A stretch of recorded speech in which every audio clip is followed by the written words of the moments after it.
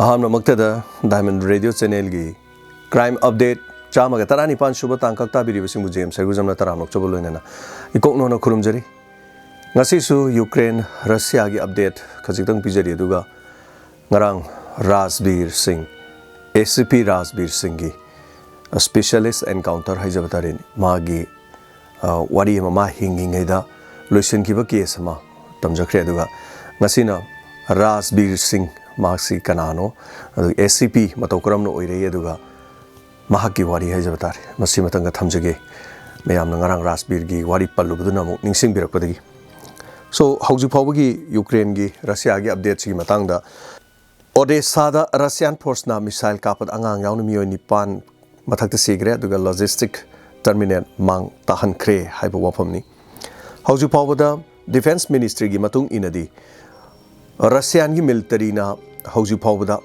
air craft चामग निफुमाथोय helicopter चाम कुंथ्रा एंटी एयरक्राफ्ट मिसाइल सिस्टम चनीगा हुमफुमरी अनमेन एरियल व्हीकल चौंगा निफुमाथोय टैंक अमसुंग अतै आर्मर कॉम्बैट व्हीकल लिसिंग अनिगा चामरीगा हुमफुतरा मापन अदुगा मल्टीपल लॉन्च रॉकेट सिस्टम चनीगा हुमफुतरा निपान फिल आर्टिलरी अमदी मोटर लिसिंग अमगा मरफुगा माथोय स्पेशल मिलिटरी व्हीकल लिसिंग अनिगा चहुं कुनगा माथोय से थुगाइख्रे हाइबो वफम से पल्ली US अमसुंग यूरोप के लेबाक कयादा थादरकपा मपान गिल खुलाई कया मरुम लैरी अदुगा रशियानी यूक्रेन मखाताना स्पेशल मिलिटरी ऑपरेशन सथरी लोइनाना एजेंसी की रिपोर्ट अमगी मतुंगिना मिनिस्ट्री की स्पोक्समैन हाइबो वाफम से पलकिबने लोइनाना यूक्रेन के प्रेसिडेंट व्लादिमीर जेलेंस्की ना महाक रशिया के सोनखिब लान असिब डिप्लोमेटिक चैनल संगी खुथांगदा सोल्यूशन पुरकपगी वाफम पले अमरोमदा केप्तो पांगथोकिबा प्रेस कॉन्फ्रेंस ता जेलेंस्की हाइकिबदा मदुदी कॉन्फ्लिक्ट असिगी मतंगदा डिप्लोमेटिक लंबी अमा मिलिटरी की लंबी अमा हाइबा म लई अदुना महाकी ओइनादी कॉन्फ्लिक्ट असि लेफनबा पामी हाइबा वाफम अपडेट से खजितंग पिजरके यामना मरुइबा अपडेट मचा मचा अमनिगा यावरे दु यूनाइटेड किंगडम ने यूक्रेन दा अहेन बखुलाई कया मरुम से हेना पिरगनी हाइबा वाफम सिन हानदगी पीदुना लागलिबा वाफम से रशियाना लान सोकनबदि यूक्रेन यामना दरकार ओइबा अहेन बखुलाई सिंग यूनाइटेड किंगडम ना पिरगनी हाइना British prime minister Boris Johnson ने यूक्रेन के प्रेसिडेंट व्लादिमीर जेलेंस्की की मफम दो वाफम से फोंगदोक्रिम अदुगा चांग नाइना फोन दो वारी सानदुना लाकपदा लीडर अनीना ngarang यूक्रेन दा मरु ओइबा नोंपोक लोमदा थोकलिबा लान असि मतंगदसु खनके अदुगा मारिउपोल ओडेसा अमसुंग लिबिब यावना मफम कयादा रशियाना मिचम सिंग टारगेट तौबदा यामना कन्ना यानिंगदबा फोंगदोक्ले अमरोमदा मारिउपोल की स्टील प्लांट रशियाना बॉम्बिंग तौबा लेप्ट्री अदुगा US की टॉप ऑफिशियल सिंग किप्ता मखाताना अमुक थुंगदौरी हाइबा वाफम सिनि ngarang di wari sanabagi wafam di leikre aduga marak sida khoi Black Sea da warship ama thugai kiba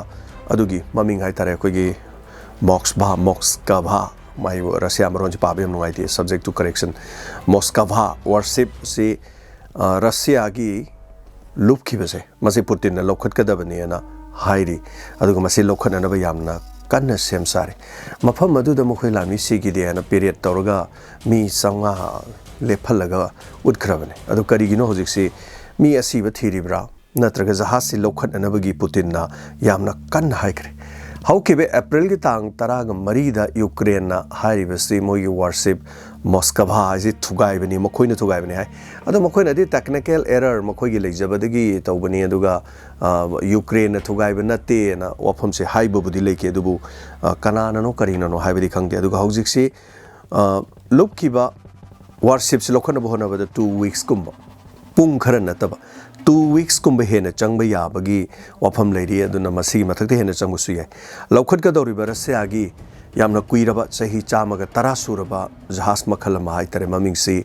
kamuna haiba koigi jahas makhalamana lokhat ka dori masi tongan ba yamna koigi jahas lup khiba khot khiba je lokhat na nabagi yamna tongan ba jahas makhalamni hai tare kamuna hairibasina lokhat na nabagi damakta honari housing point khara leiri madudi kari gi damak warship si Putin na lokhat ka dori bano ani subada हारिबा warships द करी करी अरुब यावख्रगे मैमना warship हाइबुदी मैम यावरे न्यूक्लियर यारोंगद्रा हाइबगी वाफमनि अरोन बखुचुखलाई टेक्नोलॉजी के अतै लेबाक त लैतबा से USA द लैतबा तै अतोप यूरोप के लेबाकसिंग लेतब खुजु खुलाइगे यारुंगद्रा करी अरुब याउख्रगे न्यूक्लियर की याउख्रब्रा न्यूक्लियर मैम खंबीरेको अदुम एटॉम बॉम्ब याउख्रब्रा अदुगा हारिबसी रेडिएशन की खल्लगरा नत्रगा अरोनब अतुप करी जहाज याउख्रबगे अदुगा लौखटपद ओइगद्रा अदुगा मसी लौखटनबगी मरमसे करीगिनो पुतिन तौरिसे हाइबगे पृथ्वी की मियाम पुनमन वाफमसे कोइगी लेरिबा लेबाक क्याना वाफमसे नैनरी हाइतरे वारशिप असिगी लौखटनबु होनबदा अराइबा अमदी ओइरोय अदुना हौजि लौखटगदौरिबा 1915 दा साखिबा कोमुना 1915 दा साखिबा कोमिनाना हारिबा कोइगी वारशिप से लौखटकनी अदुगा अतोपा लेबाकना वारशिप असी फंखरबदी रशिया की अरोनब करी टेक्नोलॉजी यावबजानो पुतिन लौखटनबगी यामना कन होनैजे अतोप लेबाकना थेना खरदी करी तौनी मीना कॉपी तौरकनी हाइबगिरा नत्रगा मसी यूक्रेन फंखरगना यूक्रेन करी तौरकोदुन मदैदा न्यूक्लियर यावकिब्रा एटॉम बॉम्ब यावकिब्रा हाइबो वफमसिनी अदुगा तौबदी हारिबा वारशिप से हेक थुगाइकिबा 14 अप्रैल की मथंगी 15 अप्रैल दगी पुतिन हाना बॉम्ब तरा थादन बॉम्ब चाम थादोगना अदि नयु अदु तौ हाना की प्रजा की खर खर येंबदु एकते येंगदबिदा थादोगना अकनबा लान सोक्सनबा सोक्नबा हेनकिबसिसु वारशिप थुगाइकिबा मतुंगदगिनी हौजी मसिग मतुंग हौजी लाइसि बॉम्बिंग यामना कन सथरी रशियाना लेबा असिदा करिगुंबा कनागुंबा लेबा अमतगी अकीबा रशिया की हौजी लेते अमरोमदा यूएस अमदि ब्रिटेनना मखोइना करिगुनु वारशिप से फंगरगदी हाइबा अकीबा पुतिन लेबर खंगदे अदुन लोखननबगी होनरबिगी मोंगसे कमुना AAS 28 DSRB हाइना खंगनबा इसिंगी अरुबा मनुंगसिदा कोई मीटर लिसिंग अमा हेना कोइगी लुप्थबा ngamba अदुगुंबा अदुगा सही चामग तरारोम सूरबा अदुगुंबा कमुना हाइबसिन लोखटकदोरी करी मी खंगनिंगदबा करी याउख्रबनो अदुगा ब्लैक सीदा मोकसवा हाइतरे मकोई मसे मक पाब याम नुवाइते अदु मसी मागी असांगबसि मीटर मोकसवा की असांगबसि मीटर चामगा मरफुगा तरुकनी असांगबसि अदुगा मागी पाकपना 8.4 मदुगी मीटर अदुगा 1976 ता शाबा होखिबा अदुगा 1979 दा लॉन्च तौरगा सीजनबा अदुगा लुम्मिबा मोकसवागी मागी अरुम्बसिना तन लिसिंग तराग निथोय के चामरी के मौद्रा तन से लुम्मी लुक्खिबा कनो से अदुगा मासी अहानबददी स्लैब हैना माई ममिंग से कौरमी अदुबु हारिबसि कोनंग द ममिंग से कमुना हैना स्माइना लोक ममिंग थोन की 61 days उजुपाउ the सुबदा Mariupol capture तौरे हाइदना Sechen की फोर्सिंग चेचेनिया गन हाइबा लान असिद मतेंग यामना पांगनिबा रामजान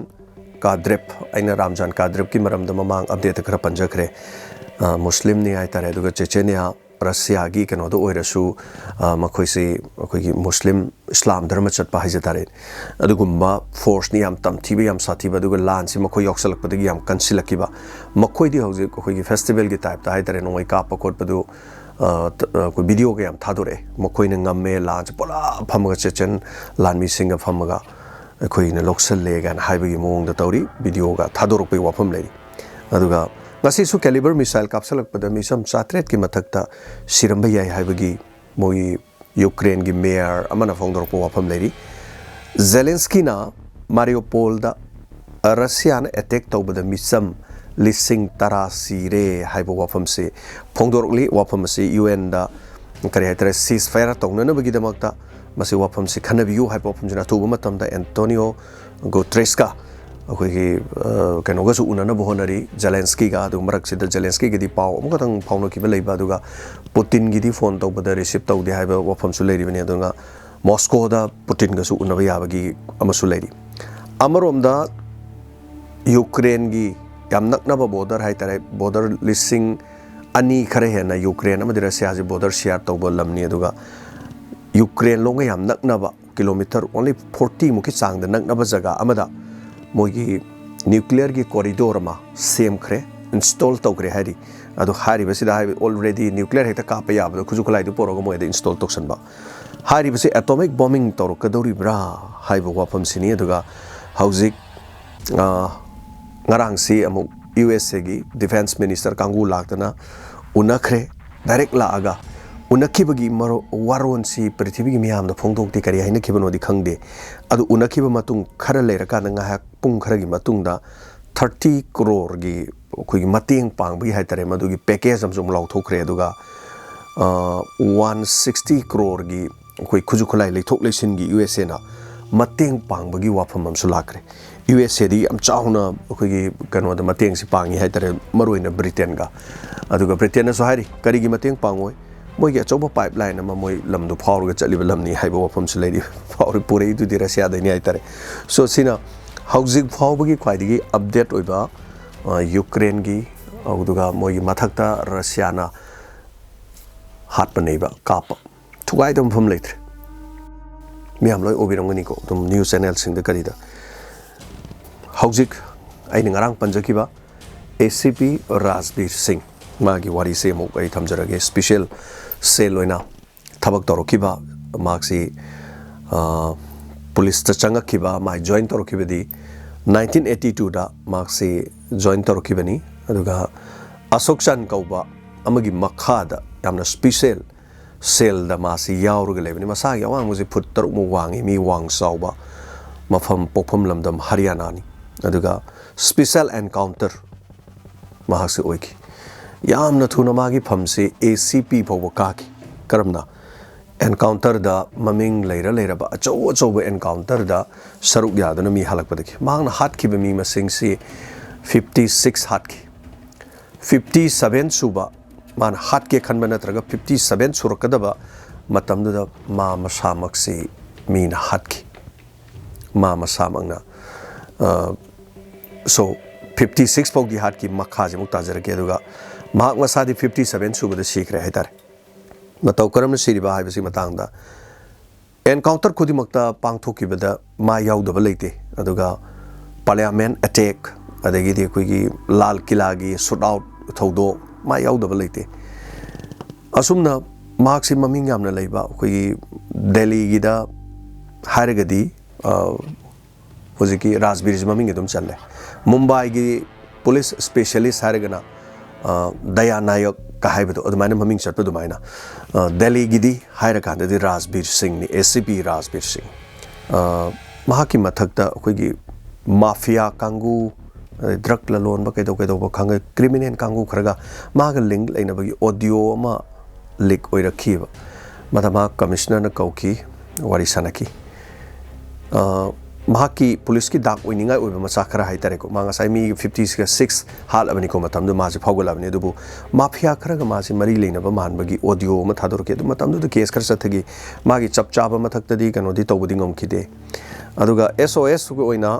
अमर कॉलोनी दिल्ली की मार्क्स थबक ताकी अदुगा दिवाली अमदि ईद की सुटी लौरब मतुंगदा मथंग निंथौकाब नुमित्ता अनिल शुक्ला DCP न माक कौकी क्राइम ब्रांच की अदुगा माग वारी वताई सानबद नुमिदांग वाइरम यौकी मदुदगी मा लोयरगा थोले वारी सानब लोयरगा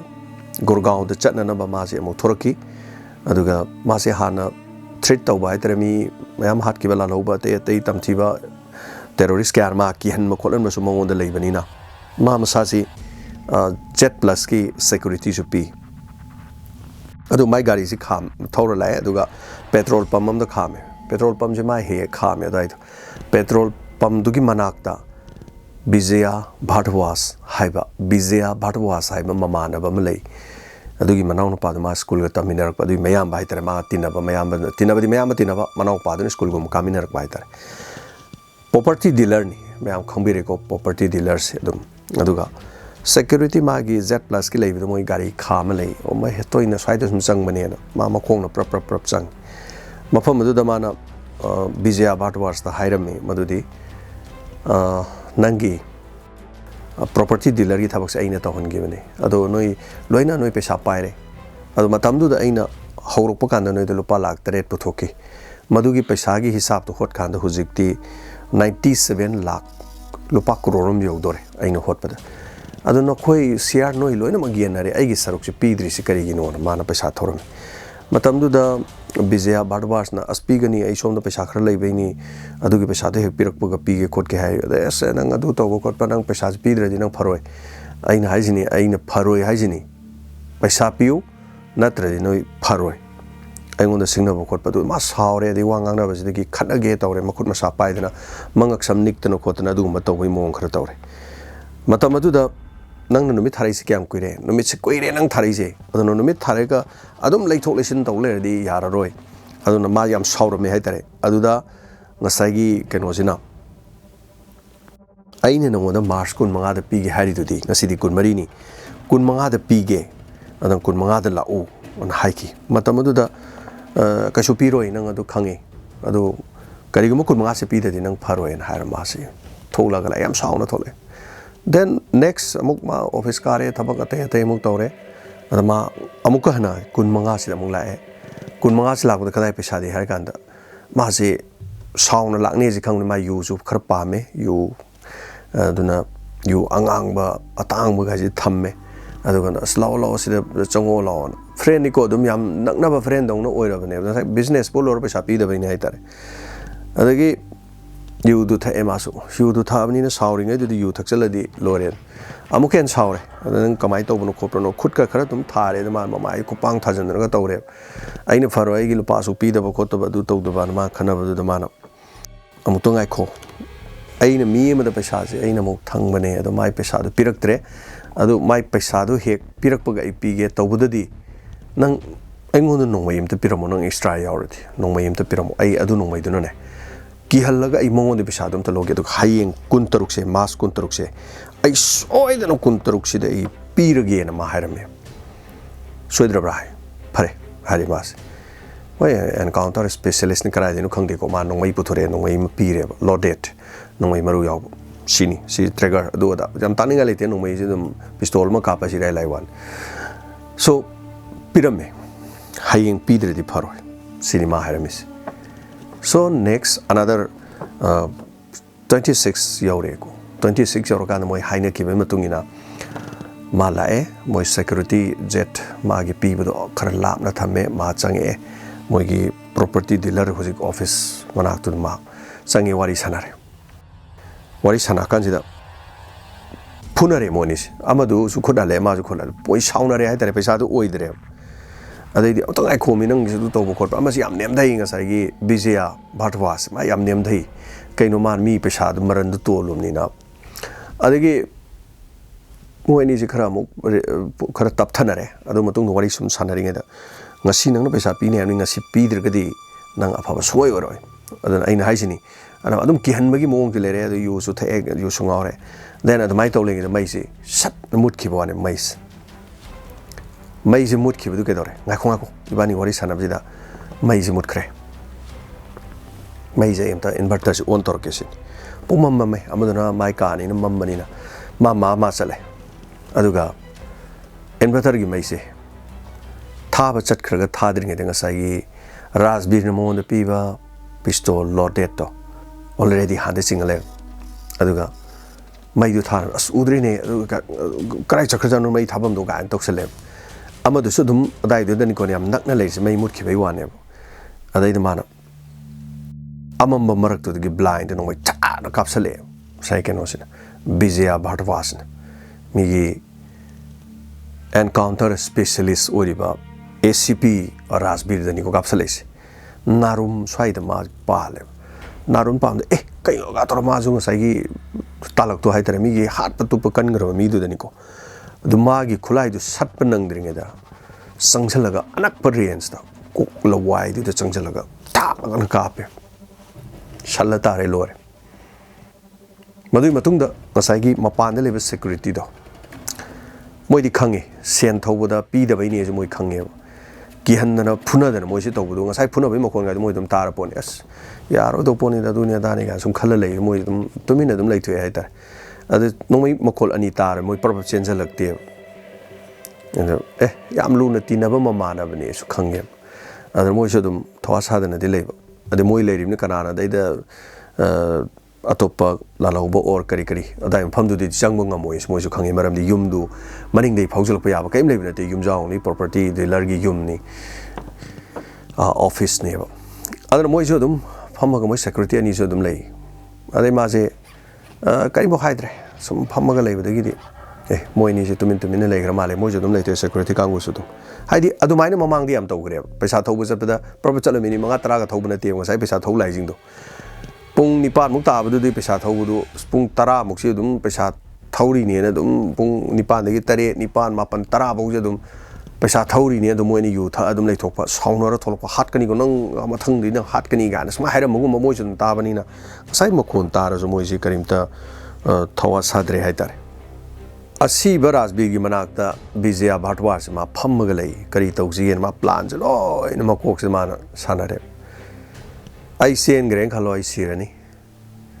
ai kamai tok tai ade probab tho ai na halu re na probab hairu so mai leri Z plus to ka pa hat khran kamai to bi ai na sai gi property dealer Vijaya Bhatwar khalle mas khan me hawa khalaga ke dore mamai thang na ma police officer khara da su phone to kadai lege khotke du toge khotke kan wari je num sai adai di ma loi khang tu swai de le ade media kangu kharam ju phone to noi pau exclusive oi ba pau mo pam ra ka ne to ga mana khar gar khang ba media local gi media hai tare moi khara aduga noi na muk khara yam professional oi ba media kangu maming le ba sing da pau bi bi ya gadra e yani khoi ge chama ne khole ai phone to ro ken Maji thogle ma thula ga moi security du gi ani Z plus ki security ani lei bodo du gi manak ki car da Rajbir gi car manung du da thong ka hang to ga pham churup tha ga pham le ade da amadu di nga horobra kamai tore hangi le hore tar le hore khummet adagi moi khali yu nga hor ga dum tari boi ninge moi do sang lei bene mai sum to buru tin ni na mamai thang da adai da kui na mo security manak to pham le kan da man media gi mi sing ko gre phone tor ga mo la on matam adu media gi mi sing ji ja laksale then adai matung da mang sai police to su paw mo pi re kamaina aina Rajbir SCP Rajbir aina hat le pesa khar ton da na khotna to ma smai thau bu da aina hat ra ma hat kran aduna ai ju society to gen to ru ne do ai society bu gi chi bu I ra tham na nu pi na thengna gi dana ai smai to ko len ma dum seng na khra hai police kangbu du su laksale mi gi Delhi police tamthigar kangbu du adama yam sing budi media kangbu du yoksala kan mo Z plus sing punga nge adu live ai ku ken camera da naming da hai ai Vijaya Bhatwar aina maming le ra Delhi gi police ki ACP Rajbir Singh aina nongmai maru ani ka pa ha le asmoi security ngai adu kan da ta kap ya ponte nga sai encounter adai moi police kanggu su loi yoksale da ko sala ga loi le ai ta sengna mongon dagi lupa lak taret khak manas mai thada gi bane don ai mai pesa pi haude pi ne nam hona da ai samai taw ai na to padong thada mi ne pirak te ma pesa se nukte gi thoba lak pani ma na ai hat kani hai kap kani hai do mamai thang da ai na mongon da nongmai ta pi wa ma na nongmai pi rei hai bane ade moina su kai no ma nongmai mi sam du nongmai pi ya bra ne ko pa nga sai wari ji sum mai su mix thina basi aseng badi pi gi bane da adagi masai su ma ji mafia ga link lei kholi ga habagi kitang badana ma sam su sajara len aduna adugi phibam du da mana aina hatraga su mana hat khrne aduna masi smai khana badagi nongmai ne smai ka pa hat le nai police kem tongom dren aduna india gi manung da leba tongan ba mi sing pong ngaki madudi property dealer gi mi macha am khakna apau ba ACP we specialist encounter specialist hai tharen ma solution mangam bu du mayam sing ngakre adu ma adu matung da di phar ga ma chel halaga encounter di taw yadram ni na encounter di taw gidre ma si adun alam da tar ga di asaina du halu re hadi Z plus ani du nu kap khrane aduna tre police tai la ga law ka khalo gari ka khalo na sai di chel hala soi kap khrane mi yang khai taruk hat pangam tam thi khra du gumba encounter specialist to property dealer magi mamana na sen thongna da no mai ka pa hale mamai thangda court putok to no kotna dai magi ain gi oiba cherak pipam tok pa jail da changre mai macha lehowe matam da madi IPS natte madi police wena sum chak mati encounter specialist sum orok na phamdi sum kara kanda tamti ba mafia kya halak pa kolok pa to dugi madi promotion lakhi bane ado ngasai gi ꯃꯆꯥꯅꯨꯄꯥꯗꯣ ꯃꯥ IPS ꯑꯃ ꯑꯣꯏꯕ ꯃꯥꯅ ꯄꯥꯝꯈꯤꯕ ꯃꯥꯕꯨꯗꯤ ꯁꯤꯈ꯭ꯔꯦ ꯃꯥ ꯁꯤꯈ꯭ꯔꯕ ꯃꯇꯨꯡ ꯃꯆꯥꯅꯨꯄꯥ ꯄꯥꯈꯪ ꯐꯥꯔꯦ ꯑꯗꯒꯤ UPSCꯒꯤ ꯑꯦꯛꯖꯥꯝ ꯊꯥꯔꯦ UPSCꯒꯤ ꯑꯦꯛꯖꯥꯝꯗ ꯐꯥꯎꯔꯒ ꯃꯍꯥꯛ IPS ꯑꯣꯏꯅ ꯗꯦꯜꯂꯤꯒꯤ ꯄꯨꯂꯤꯁꯀꯤ ꯁꯤꯒꯤ ꯃꯔꯛꯁꯤꯗ ꯃꯆꯥꯅꯨꯄꯥꯁꯦ ꯍꯧꯖꯤꯛ ꯗꯦꯜꯂꯤ ꯄꯨꯂꯤꯁꯀꯤ ꯃꯔꯛꯇ ꯍꯧꯖꯤꯛꯀꯤ ꯔꯥꯖꯕꯤꯔ ꯁꯤꯡꯒꯤ ꯃꯆꯥꯁꯦ IPS ꯑꯣꯏꯅ ꯊꯕꯛ ꯇꯧꯔꯤ ꯑꯗꯨꯕꯨ ꯃꯍꯥꯛꯇꯤ एनकाउंटर स्पेशलिस्ट ओइदे यामना नियम चुम्बा पुलिस की नियम यामना चुम्ना चटपा माफिया का लिंक लेनदबा खुजु मुजु तौदबा निशा पुसा चादबा अफबा पुलिस अमा ओइ हाइना कोइन अइना थिजिनजबसिदा यावे अदुगा हाउजिंग हाउजिंग याम एक्टिव ओइना थबक तौरी अदुमाइ मसकसे मपादौनो वांग चावी अदुगा मपाना पामजबा IPS हाइबदुदी मा ओइरे मानसु मपाना पामजबदु ओइगेना खनखिबजान तौबददी मपानदी मागी मचा IPS ओइबदु उखिद्रेदन सो मसिनी थौना फरबा एनकाउंटर स्पेशलिस्ट अमना कैसु नत्तबदा महाकना पीखिब नोंमैदुमकना मसादा नोंमै पानबगी मचा सीनबगी मचा ओइखिबा वारी अदुगा एनकाउंटर स्पेशलिस्ट राजबीरना ngarang ge aina lijakhiba crime update to da case to loisin khiba ma hingingaida ada mark secret aina haibado aduna madugi Rajbir kanano hainer banga se crime update sida pujarapane so mayam punama tabiraga comment am pibiramo daga khara support to biriba singbu hanana thagachari matam khara amuk exam loirakpani na amuk ahing nungdin khangna lila se khara amuk chat tore duna crime update se ai marakta ai ngamnabadi hona jarake aduga kitang lepagi kano to sumayam da lepaga sumayam war hobi kano daga thabak sini yada ba ini hajatare nuksibi ba mayam punama so keep support makhata na support dum tawbiyo daga dum hona jarke ngasigi de matanga sida crime update lo sinjare tabiri ba singu James hago jamna mukana ngasigi chamaga tarani panchuba tangkak tabi bagi dama khanana thaga chabaga loina na thorom lo sinjaba ya ba luxury punama po khurum jare